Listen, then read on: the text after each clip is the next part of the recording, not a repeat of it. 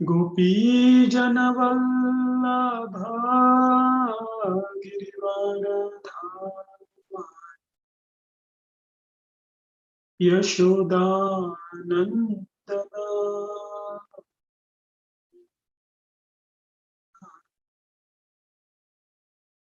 जय यशोदानन्दना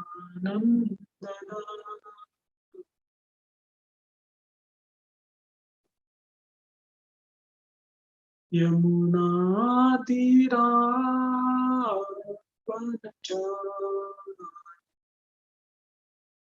यमुनातीरावनचारि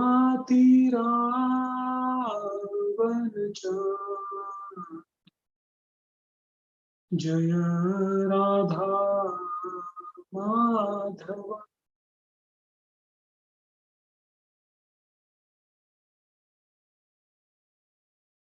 राधा माधव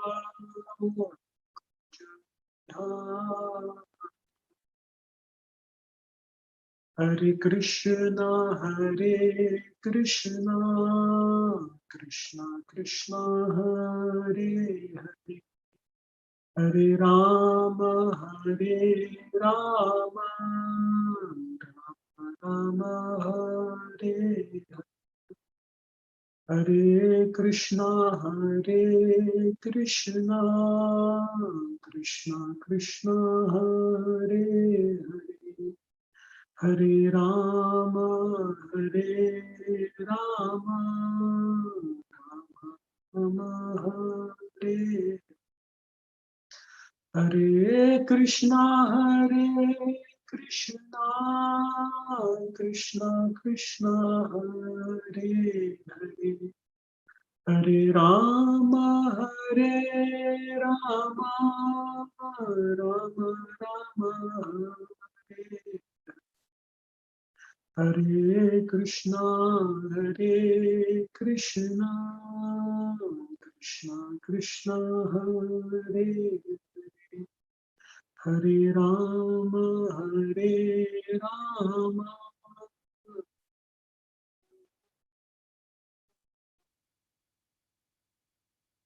श्री श्री राधा माधव की जय श्री श्री राधा गोकुलानंद की जय श्री पंच तत्व की जय अनंत कोटि वैष्णव वृंद की जय श्रील प्रभुपाद की जय पिताय गौर प्रेमानंद हरि बोल।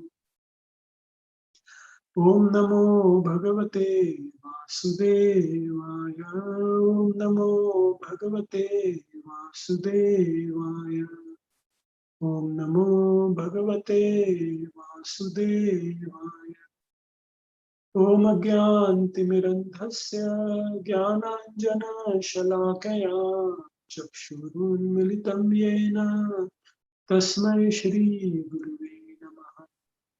श्रीचैतन्यमनोभीष्टं स्थापितं येन भूतले स्वयं रूप कदा मह्यं ददाति स्वपदान्तिकम् वन्देऽहं श्रीगुरौ श्रीयुतापदकमलं श्रीगुरून् वैष्णवांश्च श्रीरूपं साग्रजाता सहगणा रघुनाथान्वितं तं सजीवं साद्वैतं सावधूतं परिजनासहितं कृष्णचैतन्यदेवं श्रीराधा कृष्णपदान् सहगणा ललिता श्रीविशाखान्तांश्च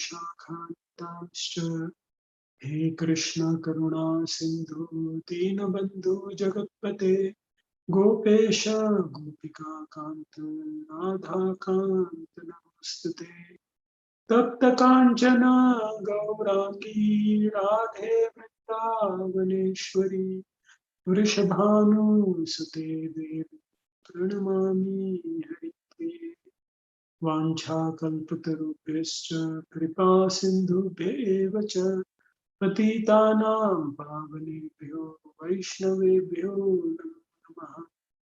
जय श्री कृष्णा चैतन्य प्रभु नित्यानंद श्री अद्वैत गदाधर श्रीवासादि गौर भक्तवृंद Hare Krishna, Krishna Krishna, Hare Hare, Hare Ram, Ram Ram, Hare Hare. Namo Vishnupadaya Krishna Prishthaye Bhutale Shrimate Bhaktivedanta Swami Namani Namaste Saraswati Deve Gauravani Pracharine Nirvishesh Shunyavadi Paschat Desh Tarine Srila Prabhupada Ki Jai. Hare Krishna. Welcome to our Sunday Feast Festival in ISKCON Manchester. We are reopening the temple today, so it's a very beautiful, joyous occasion. Governor Rajprabhu initially asked that I should come to the class, come to the temple and give the class. Unfortunately, due to Arna's ill health, I have to stay at home. So my apologies. But the temple is open. After the class, there will be Aarti, which will be relayed online. And then devotees can come to the temple, take darshan, take prasadam, gather, meet with each other after a long time. So please do use that opportunity. So the title for today's class is Coming Home. I selected this topic for various reasons. The primary reason was that Jagannath Rath Yatra festival was there a few days ago. And then this last week, there is the return of Jagannath's Rath Yatra back to his temple in Sri Mandir or in Puri. So every year, Lord Jagannath goes for a few days to Gundicha temple. The Rath Yatra occasion takes him from Sri Mandir to Gundicha Mandir. And then after spending a few days there, Lord Jagannath comes back home. And it is very interesting. When he comes back, Lakshmi ji is very angry with him. She is saying that, you did not take me, you just took your brother and sister, and you spent some time in another temple, so I won't allow you in. So Lord Jagannath, he gives a lot of rasgullas, the sweet, to Lakshmi ji. And then she's happy, and then both of them sit on the throne. And that's how he continues his stay in her temple. It's called Sri Mandir. It is actually the temple of Lakshmi. So the devotees of Lord Jagannath, they celebrate this festival. The local pandas, they celebrate this festival by offering rasgullas to Lakshmi ji over there. So Jagannath ji comes back to his home over there like that. So I thought about this past and I was very impressed. I always wanted to know what is the origin of the recipe for rasgulla. And then one devotee, Vishwarup Prabhu, he sent me this particular pastime.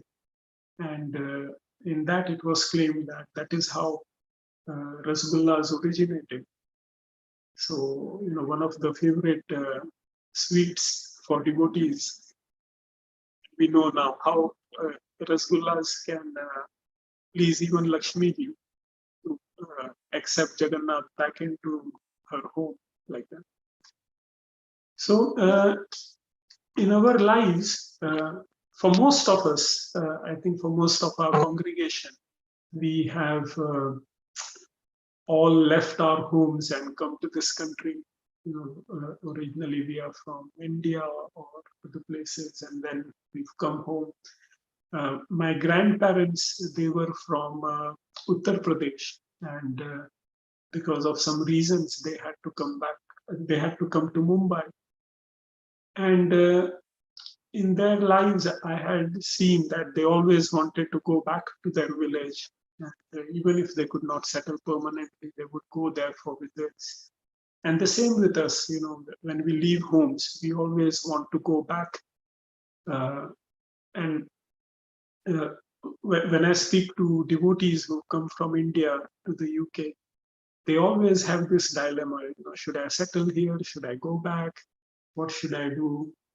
And I've always found it interesting. The place where we come from, the place where we originate, uh, which we call our home, uh, it always has a strong attraction for us. No matter where we are, no matter uh, how long we stay away from our home, yet uh, there is a special attraction to our home.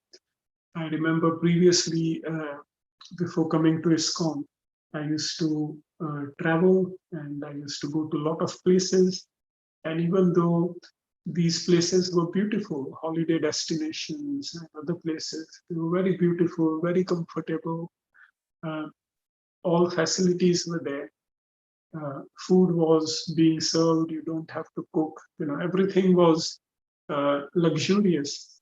And yet, there was always this urge that I should go back home. And when I would go home, then it was really a place of happiness. Mother would serve food, and brothers, sisters were there, all the relatives were there, my friends were there. So it was always a nice occasion. I'm sure all of you can recall happy memories. And that's why we all want to keep going back home. So where is this urge coming from, to stay at home, uh, to find that happiness where we originally belong? That urge comes, everything, Yanmadasya, everything comes from the Supreme Lord.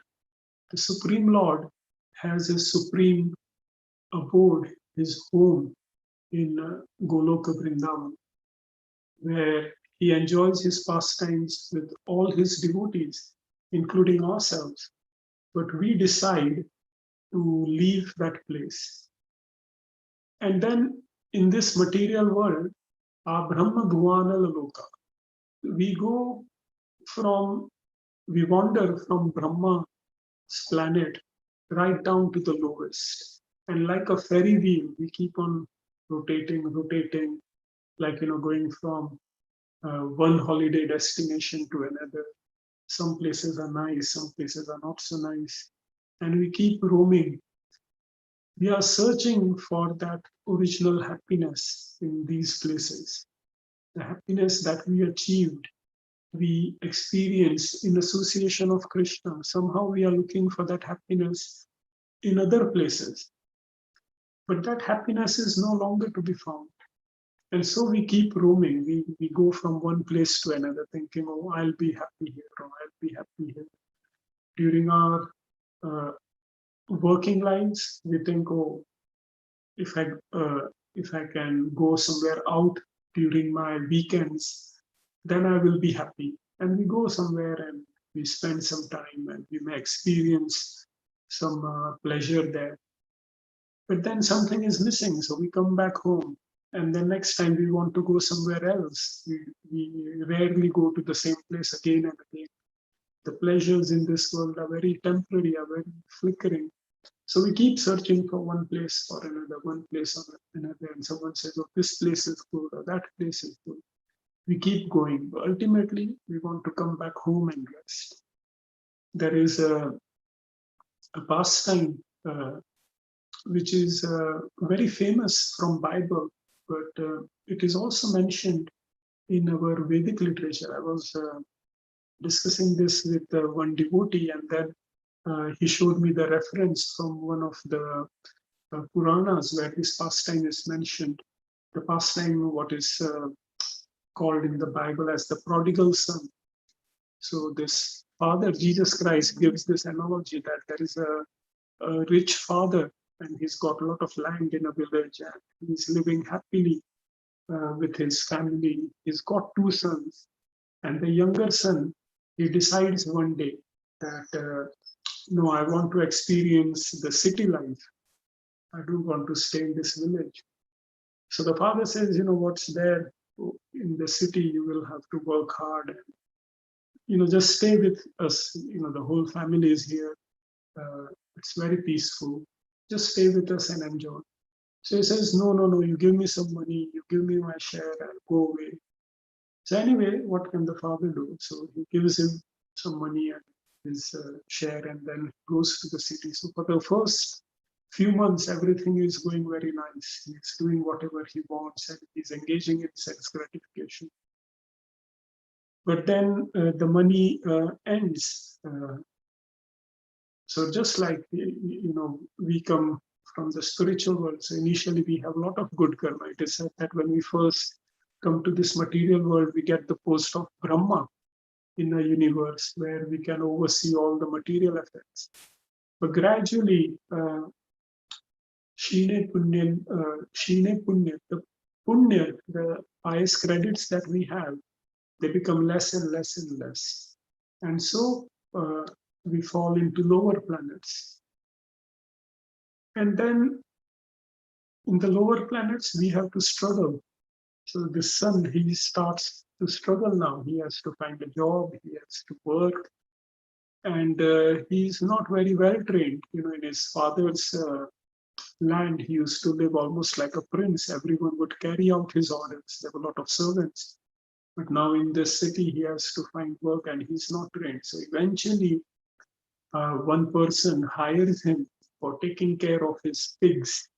This person has a lot of pigs and he hires him. And he says, you just live with the pigs, take care of them, and I'll feed you. So that is what happens. He stays with the pigs in a filthy place. He's taking care of them, he's feeding them, and then this master gives him food. And like that, he spends some time. And then one day he says, what am I doing here? Even if I was to be a servant at my father's place, they get better treatment. These pigs are eating stool and it's such a filthy place. I'm living with them. And it's useless. So he then thinks, will my father accept me back? And then he says, even if he doesn't, I'll ask him for some job, and I'm sure he'll give me some menial service. I will still be better off. So he goes back. And when he reaches his village, it is evening time, and he finds that his father is standing at the edge of the village, looking down the path. And when he sees the son, he's so happy and just embraces him, and there are tears in his eyes. And the son, he's also crying, he's also very emotional. And after a lot of tears and embracing each other, the son finally says that, my father, I'm very sorry I left you, but now I've come back. Could you just give me some job as a servant in your property? And the father is saying, no, no, no, this is all yours. This is all yours. You come back. And then the father, he throws a nice party and he says, my son was lost, but he's come back again. I don't know if you've seen this picture of Krishna embracing the soul, and all the other cowherd boys are nearby. And that is the pastime of actually Gopakumar from Brihad Bhagavatamrita. Gopakumar, who is a resident of Golok, he also wants to see this creation, and after roaming everywhere, eventually he comes back and Krishna just embraces him. So the Lord is our father. We've rebelled, we've gone against his desires, we've come here to do some sense gratification. But eventually we recognize that sense gratification is not happiness. It is just chewing the tube. You can chew sugarcane once, it will give some pleasure, but if you keep chewing the same thing again and again and again, eventually it becomes so dry that it will hurt and the mouth will start bleeding. But we don't think there is another option. So we keep engaging with sense gratification. And we do it, and eventually we think that, this is not happiness. But is there another option? And then a devotee of the Lord comes in the form of Guru, in the form of spiritual master, and he shakes us up. He says, well, this is not meant for you. You're meant to go back to the spiritual world. Speaking of pigs, living with pigs, there is another similar story. And so Prabhupada describes that once Indra was cursed and he had to take the form of a pig in the material world. So he started living as pig. And one day Narad Muni, he saw him on the earth planet. He recognized, oh, this is Indra. He's living like a pig. So he comes to Indra and he says, oh, Indra, how come you became a pig? Come, let's go back to the heavenly kingdom. And Indra says, oh no, I'm happy here. I've got a she pig. I've got a lot of piglets. I'm getting nice stool to eat every day. I live in this gutter.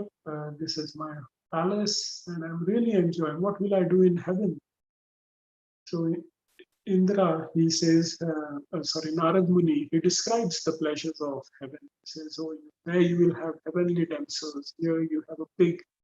There you will have a lot of ministers and a lot of command over aspects of material nature. You will have nice food and drinks, and the pleasures are no way comparable to what you're getting. So Indra says, no, I'm happy here. That's the conditioning of this material world. Lord Kapila, he tells his mother Devahuti that you may think that it may be easy to preach in hellish planets where everyone is suffering. You may think that, sometimes you think, let's go to prison and preach because people are suffering, or let's go to hospital and preach, people are suffering. So very rarely suffering impels someone to actually take to devotional service seriously. Krishna says, Artho, Jigyasu, Artharthi, Jnani. These four kind of people of whom distressed is one who approaches Krishna.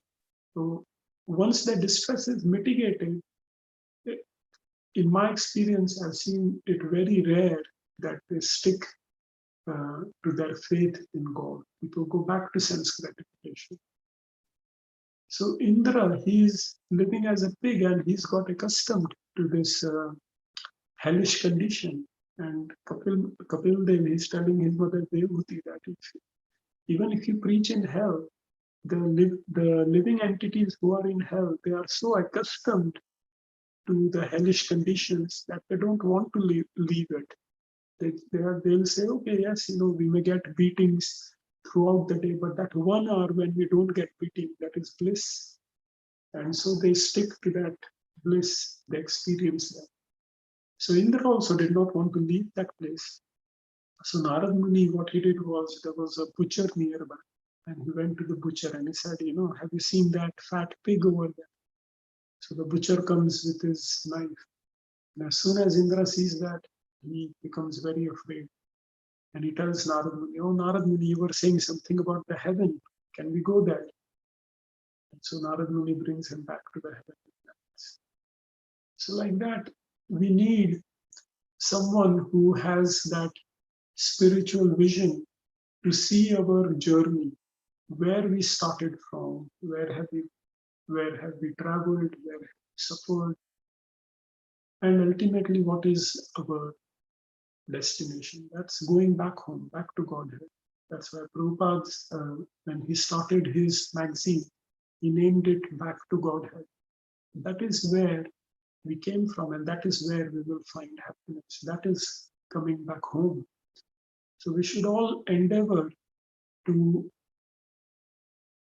at least think about it, reflect about it, think about the mercy that we have experienced from our spiritual masters who are coming in the disciplic line straight from Krishna himself. We should also reflect upon the miseries that we experience in this world. And what are we really struggling for? Why not give this up and go back to Godhead? So you may wonder, what is that home like where we've come from? So Krishna describes in Bhagavad Gita 8.21, and Prabhupada has given a beautiful purport. So I will read that verse and the purport to give an idea of our original home. So Bhagavad Gita 8, chapter 8, verse 21. Avyaktoksher ityuktas tamaham paramam gatim yam prapyana nivartante tabdham paramam mama. Word by word meaning: avyakta, unmanifested; akshara, infallible; iti, thus; ukta is said; tam, that; ahu is known; paramam, the ultimate; gatim, destination; yam, which; prapya, gaining; na, never; nivartante, come back; tat, that; dham, abode; paramam, supreme; mama, mine. Translation and purport by Srila Prabhupada. That which the Vedantis describe as unmanifest and infallible, that which is known as the supreme destination, that place from which, having attained it, one never returns, that is my supreme abode. Purport by Srila Prabhupada. The supreme abode of the personality of Godhead Krishna is described in Brahma Samhita as Chintamani Dham, a place where all desires are fulfilled. The supreme abode of Lord Krishna, known as Golok Vrindavan, is full of palaces made of touchstone. There are also trees called desire trees that supply any type of eatable upon demand. And there are cows known as Surabhi cows, which supply a limitless supply of milk. We have so many desires. We want to experience so many things. But for that, to fulfill our desires, we need to put in a lot of effort. Even to go on a holiday, you need to save some money. And to save that money, you have to work, put in a lot of efforts. So in this world, this material world is karma bhumi. It is based on karma. What we do, we will get back. If we do good things, we will have material sense gratification. If we do bad things, we will have to suffer. In this world, karma rules. But in the supreme abode of Krishna, which is our home, it is Chintamani Dham. All desires are fulfilled. Whatever you desire, it is fulfilled. And Prabhupada gives two examples here. One, Krishna's place, Golok Vrindavan, it is full of palaces which are made of touchstone. So, with touchstones in this world, I've never seen it, but it is said that a touchstone can convert anything into a precious element like gold. And the second, Prabhupada says, there are desire trees. So all the trees over there, you sit beneath them, you desire whatever you want, and you will get it automatically. So you desire to eat, for example, rasgulla, then a pot of rasgulla will manifest itself. And the residents of Vrindavan are so pure that they don't desire anything but service to Krishna. So anything which is conducive to the service of the Lord, that is their only desire. They never desire their own sense gratification. In this world, if we want to eat rasgulla, we will make rasgulla, offer it to the Supreme Lord, and then eat it. So Krishna says that also is okay. Yat karoshi, yat ashnasi, yat vihosi, yadasi, yat tapasya kaunteya, tad kurush madarpanam. Whatever you eat, whatever you do, whatever you offer, whatever sacrifices you perform, you do that unto me. So Krishna says that is also acceptable. You want to eat rasgulla, yadashnashi, whatever you want to eat, tat kurushva madarpanam. Offer it to me and eat it.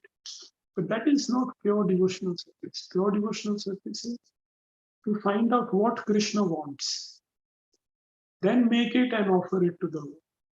So of course we are not on that platform, and therefore Guru, Sadhu and Shastra, spiritual master, devotees of the Lord and scriptures, they tell us what Krishna likes, what Radharani likes. For example, Krishna, one of his favorite fruits is chiku. Radharani likes arbi, like that. So the different things are mentioned. Krishna likes butter. So you can always make butter and offer it to Krishna. I will tell you one very nice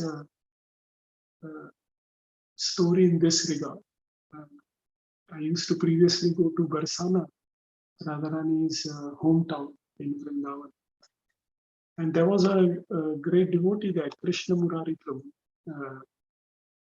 So he had a small deity of Laddu Gopal, whom he used to worship. That was his family deity, very small, like maybe 2 inches or something like that. Very, very small deity. But he would worship with a lot of love and devotion. So we would serve in the ICAM and would go to his place because the inpatient area was made in Bareilly Dharamshala, and he was taking care of that Dharamshala. So we used to go to his room. He used to invite us for prasadam. He would give us some butter with sugar, makhan mishri. He used to always offer it to his Gopal deity. So one day I said that, what's the, do you always offer it? Do you offer it daily? And he said, yes. And then he told me one incident. So he said he was trying previously to offer makhan mishri whenever possible, but sometimes he would not have. So he would just offer something else like fruits or whatever he would cook, he would offer it to his deity. So one day this lady came. She used to give Prabhuji a daily milk supply. She was a cowherd woman, a local cowherd woman, and she would give her daily milk. So one day she came with some makhan mishri, some butter, and she said that can you offer this to your deity? So he got a bit suspicious and he said, usually you just sell milk. So suddenly why do you want to offer this to my deity? So she said, the last night your deity appeared in my dream. And this little Gopal was saying that I want makhan mishri. So therefore I brought her with tears in her eyes. She gave it to Prabhuji. Now when I heard this along with my other friends, we were like very moved by the story. But there is a very anti-climax to this one. So Krishna Murari Prabhu, he said, I took the Makhan Mishri and I went to my deity of Gopal. And I told Gopal that tumne meri naak kaat di, which means that you literally cut my nose, you ashamed me. What I offer, is it not enough to you? Now we have started begging in front of others. So when I heard this, I was even more moved that, what is this mood of Brijvasis? We think of Krishna as the supreme master and we want to serve him with a lot of awe and reverence. But Brijvasis, they treat him like a child. At least this Krishna Murari Prabhu, he thought he was taking care of Gopal as a small baby. And when babies go here and there and eat food, then mothers are not happy.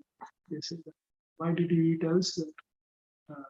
Do I not cook good food for you? So similarly, Prabhuji was saying, why did you have to beg? And he said that from that day on, he ensured that he was offering Makhan Mishri daily to his Laddu Gopal. So in Golok Vrindavan, in Brajabhumi, everyone wants to serve Krishna. Their first question is, what does Krishna want? In Vrindavan, Vrinda Devi, Tulsi Devi in her original form as Vrinda Devi, she organizes all the pastimes for Radha and Krishna. So she decides in the morning, all the thousands of parrots, they are her spies.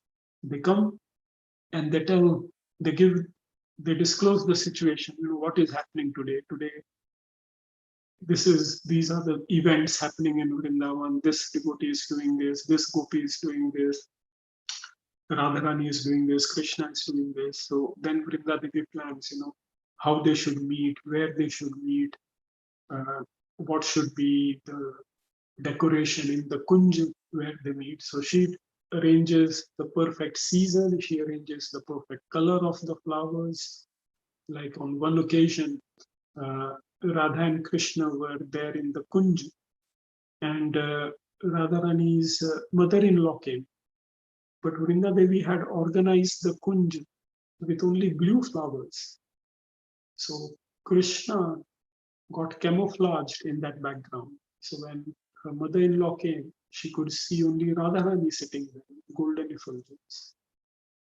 And on another occasion, Vrinda Devi made the whole kunj of yellow flowers. So Radharani couldn't be seen. And when her mother-in-law came, she saw only Krishna. So the devotees there, they don't have any personal desire. They just want to make Krishna happy. And in a sense, that is devotional service. Devotional service means we love Krishna so much that we want to see what will make him happy. And that is the whole process. Prabhupada has simplified it for us. We associate with devotees, come to the temple, we take prasadam, we do kirtan, we organize various festivals, all for the pleasure of the Lord and his devotees. In the material world, we get one additional service, which is not there in spiritual world, and that is to preach to our fellow living souls that come, all of us, let us go back to God. In the story of prodigal son, the father was really unhappy because one son was missing from his family. Similarly, Krishna is eagerly waiting for all of us. So if we can go back and take other souls as well, that will give real pleasure to them. So that is what the spiritual world is, where we want to satisfy Krishna. And therefore, in Golok Vrindavan, there are desire trees, there are touchstones, they facilitate our desires. Whatever we desire to serve Krishna in a particular way, those desires get fulfilled. It's a beautiful place. There is no material labor, there is no material cheating, there is no material struggle over there. You desire something to please Krishna, and it happens. So it is a very good place to engage in devotional service. That's why devotees want to go to Vrindavan. So Prabhupada continues, in this abode, the Lord is served by hundreds of thousands of goddesses of fortune, Lakshmis, and he's called Govind, the primal Lord and cause of all causes. So, who are we? Over there are millions of Lakshmis serving Krishna in the form of gopis. And that mood of pure love gives Krishna great pleasure. The Lord is accustomed to blow his flute, Venum Panantam. Over there, we can hear Krishna's flute. Krishna's flute has a unique property. When Krishna plays his flute, things which are stationary start moving, like stones. Stones, they do not move, but when Krishna plays his flute, they melt and they start flowing. And moving things become stationary, like Yamuna river or the deers or the air. They become stationary, they become stunned. So imagine who would like to hear Krishna's flute and actually see the effect it is having. In Kamyavan, there is a place called, it's on the top of a hill. And over there, Krishna was once playing his flute, and the stone that he was standing on melted. And at that time, a calf also came nearby. Then after some time, Krishna left, but his imprint is still there. If you go, you can see Krishna's 1.5 foot print, because he stands with one of his heels above. There is the footprint of his cowherd stick. There is a footprint of a calf who has come. So that is the effect of Krishna's flute. His transcendental form is the most attractive in all the world. His eyes are like lotus petals, and the color of his body is like the color of clouds. He's so attractive that his beauty excels that of thousands of people. He wears saffron cloth, a garland around his neck, and a peacock feather in his hair. And what to speak of Krishna's beauty? In this world, we are attracted by the arrows of Cupid, but even thousands of Cupids, they cannot compare to the beauty of Krishna. Just to give you an idea, when you stand in front of the deity of Radha Madhav in Mayapur or Radha Shyam Sundar in Vrindavan, they are so beautiful. I've seen devotees who stand there for hours together and they do not move. Now, it is really a spiritual thing to be stunned by the deity of Krishna, because the deity and Krishna, they are non-different. They're so beautiful. Krishna is so beautiful that once someone sees Krishna, he is no longer bewildered by anything else. So we should always make an attempt to come to the temple, see Krishna's form, see Krishna's devotee, and also have a temple in our home, also have an altar in our home, where we can have a deity of Krishna or a photograph of the deities of Krishna and see them daily. The first thing we should do and the last thing we should do in the day is see Krishna, chant his names. And Krishna is Madan Mohan. Once we see his beauty, he's so attractive, we won't be attracted by anything else. So imagine you go back home, back to Godhead, and you see Krishna on a daily basis. What a feast for the eyes. So nothing can compare to that. Prabhupada continues, in Bhagavad Gita, Lord Krishna gives only a small hint of his personal abode, Golok Vrindavan, which is the supermost planet in the spiritual kingdom. A vivid description is given in Brahma Samhita. Vedic literature's Katha Upanishad 1.3.11 state that there is nothing superior to the abode of the Supreme Godhead, and that abode is the ultimate destination. Purushanna param kinchit sa kashtha paramagati. When one attains to it, he never returns to the material world. Krishna's supreme abode and Krishna himself are non-different, being of the same quality. On this earth, Vrindavan, 90 miles southeast of Delhi, is a replica of that supreme Golok Vrindavan, located in the spiritual sky. When Krishna descended on this earth, he sported on that particular tract of land known as Vrindavan, comprising about 168 square miles in the district of Mathura, India. Now, this destination, our home, Krishna's abode, Golok Vrindavan, when Krishna comes in to this material world, he brings it along with him. Beautiful pastime, right? Krishna is saying to Radharani that, "Oh Radhe, it's the time for me to descend to this world, and I want you to come along with me." So Radharani says, "I will come only if three things are there: Govardhan Hill, River Yamuna, and the dust of Vrindavan. If these three things are there, then I'll come with you." So Krishna says, "So be it."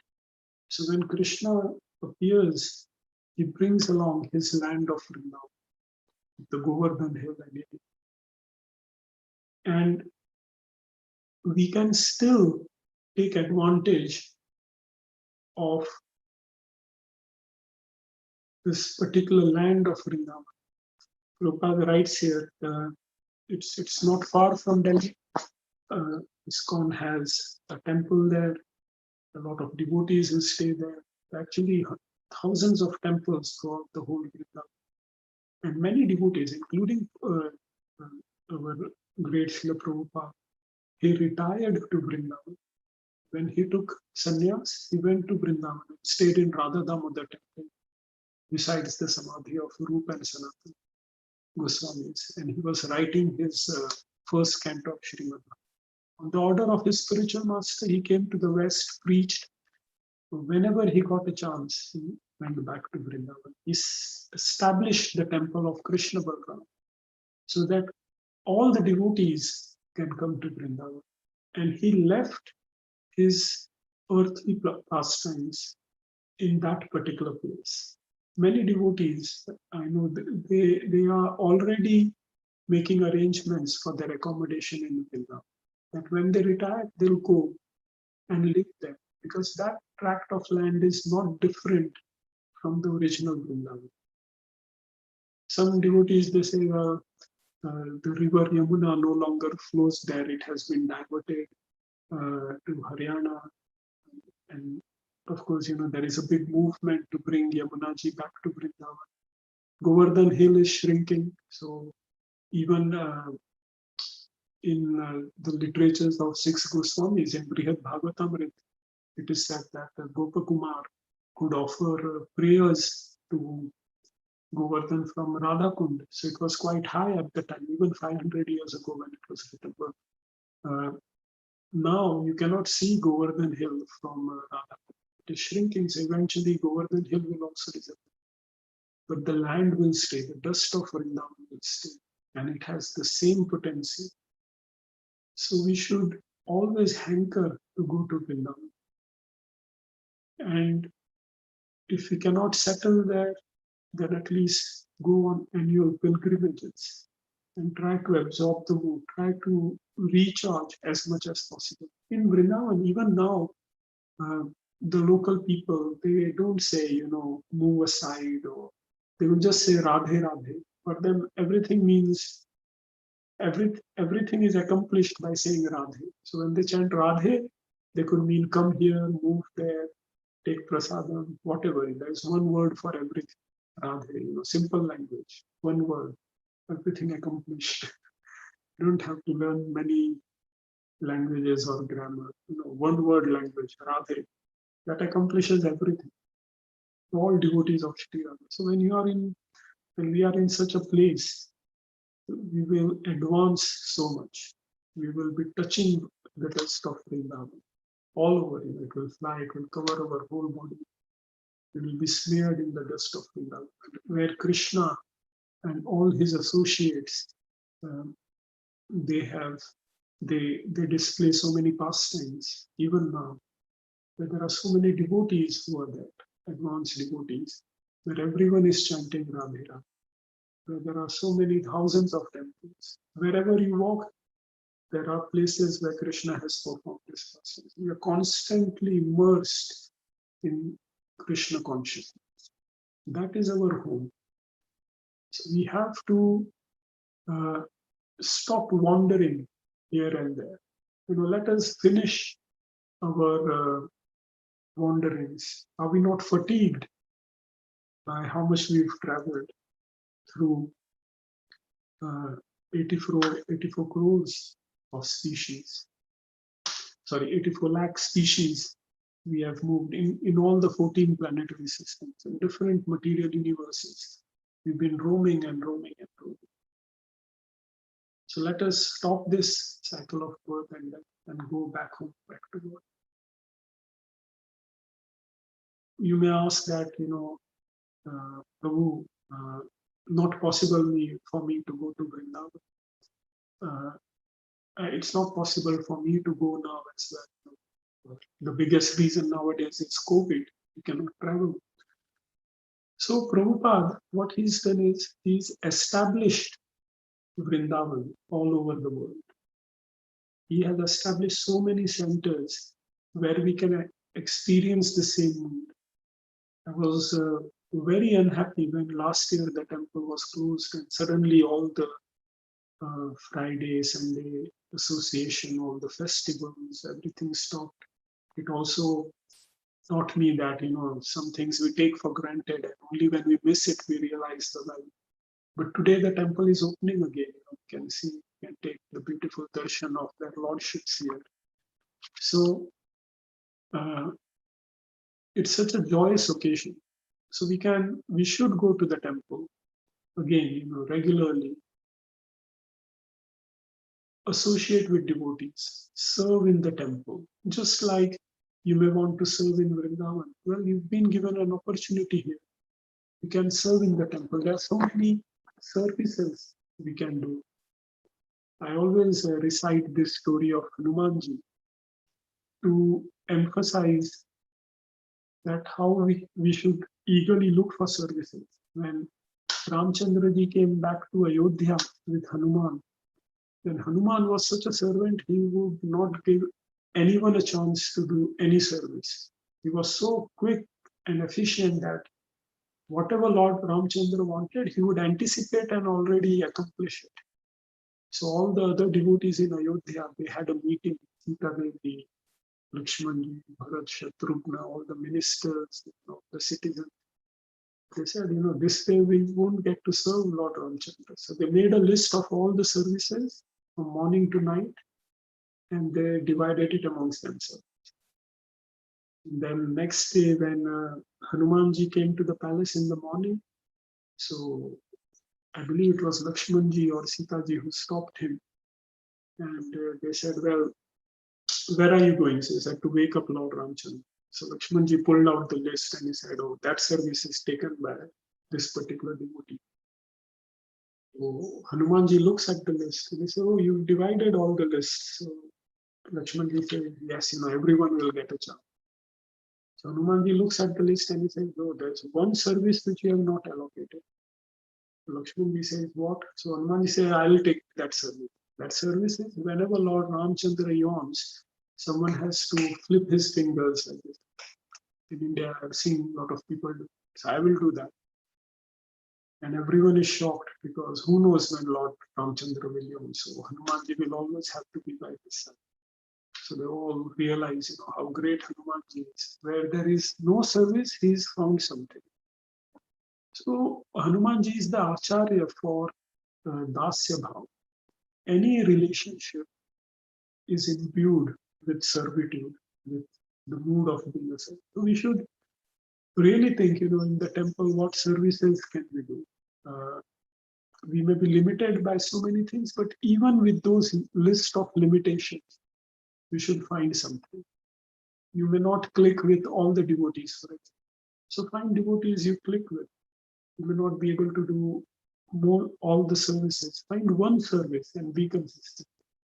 I remember when Mataji, this was a few years ago, she had alcohol problem.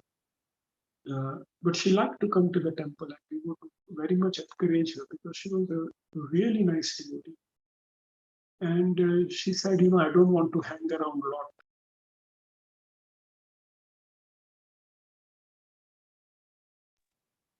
Hare Krishna, Prabhu.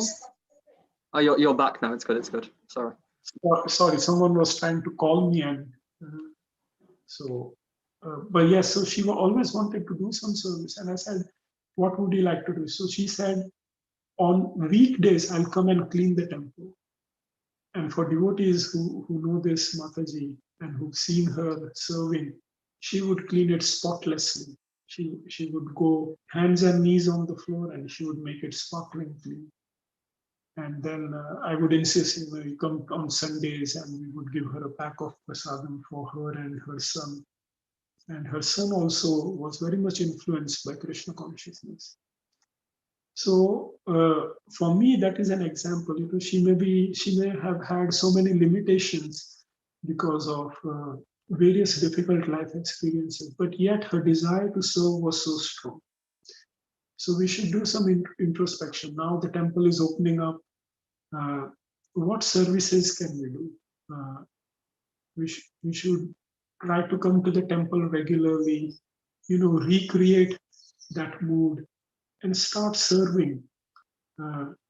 Whatever, someone may like to cook, someone may like to clean, someone may like to do deity worship, someone would like to give classes, someone would like to clean up the garden, someone would like to do accounts, someone would like to preach.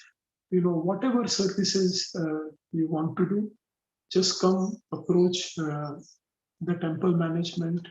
Temple management is there to facilitate services, to help us advance in Krishna consciousness. So just ask, get a service, be consistent, do it to the best of your ability. And that will allow us to be in Vrindavan, even in Manchester. These centers which Prabhupada has established, they are Vrindavan. Why? Because everyone coming to the temple wants to make Krishna happy. They want to make his devotees happy. So we can practice our Krishna consciousness in these temples. So I have a humble request to all of you that temple is opening today. We will have Aarti online. After that, please drive to the temple, take darshan. Prasadam is there. Have prasadam. Hang around outside for a bit. Weather is also good. Associate with devotees. Ask temple people what services can I do. What's going to happen? Let's recreate that mood. Janmashtami is coming up. We'll have a Rath Yatra as well. Hopefully, I know one Rath Yatra is coming up in Gita Bhavan temple. They are having Jagannath Baldev Subhadra welcoming over there. So Radhashtami will be coming. Then all the Diwali festivals will be there. Govardhan Puja will be there. So it's a nice time. We have this window of opportunity. Let's take it and start serving again. So with this, I would like to end my talk. If there are any comments or questions, please let me know. Hare Krishna. Shila Prabhupada ki jai. Brajbhumi ki jai. ISKCON Manchester Temple ki jai. Nitai Gaur Premanandi. Hari Bol. Hari Bol. Hare Krishna, Dinman Prabhu, thank you so much for your wonderful service of giving this class and encouraging everyone to come and take part in the temple services going forward. We are very excited to see each other here already in the temple. There is so much activities going on. So we would like to thank a number of devotees for their hard work, in cleaning the temple, basically, to make it up and running.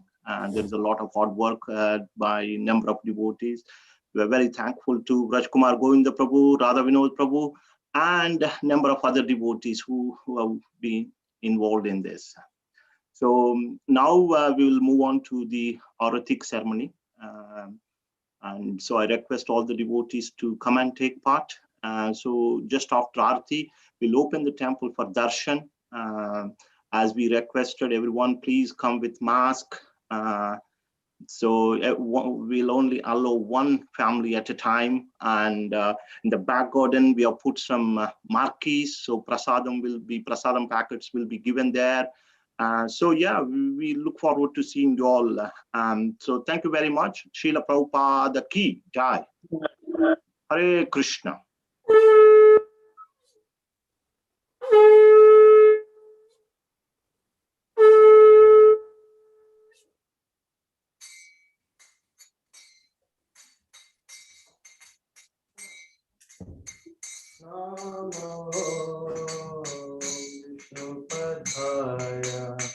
Krishna Prashaya Bhutale Srimate Bhakti Vedanta Swami Iti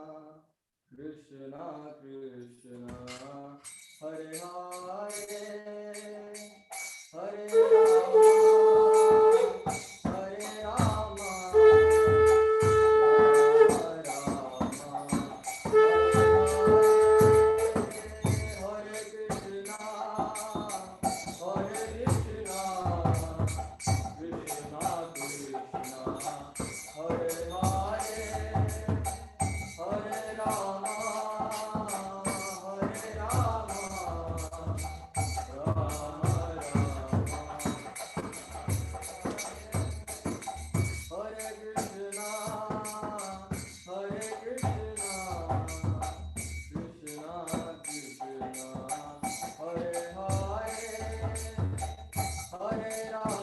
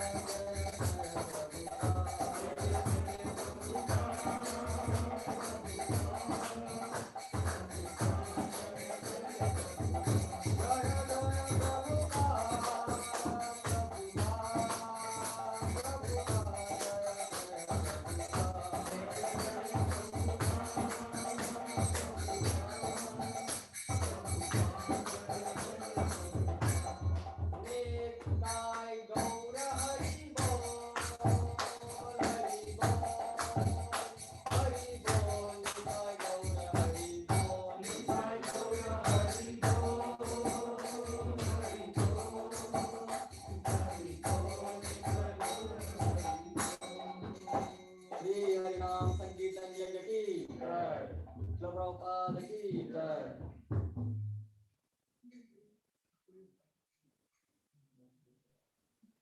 Jai Om Vishnupad Paramahamsa Parivrajagacharya Ashtottara Shata Shri Shri Divine Grace A.C. Bhaktivedanta Swami Srila Prabhupada ki jai.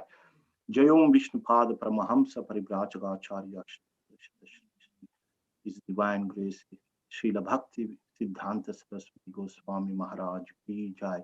Ananta Koti Vaishnav Vrinda ki jai. Namacharya Srila Haridas Thakur ki jai. प्रेम से कहो जय श्री कृष्ण चैतन्य प्रभु नित्यानंद श्री अद्वैत गदाधर शिवासादि श्री गौर भक्त वृंद की जय. श्री श्री राधा कृष्ण गोप गोपीनाथ श्याम कुंड राधा कुंड गिरि गोवर्धन की जय. ब्रजभूमि वृंदावन धाम की जय. नवद्वीप मायापुर धाम की जय. पुरुषोत्तम क्षेत्र जगन्नाथपुर धाम की जय. गंगा माई की जय. यमुना माई की जय. तुलसी देवी की जय. भक्ति देवी की जय. कलयुग पावन श्री हरि नाम संकीर्तन की जय. हरे कृष्ण महामंत्र की जय. श्री श्री राधा गोकुंद भगवान की जय. श्री पंचरत्न भगवान की जय. निताय गौर प्रेमानंदी हरि हरि बोल. All glories to assembled devotees. All glories to our devotees. All glories to assembled devotees. All glories to Shri Guru and Shri Gauranga. All glories to Srila Prabhupada. Namo Vishnu Padaya Krishna Preshaya Putale.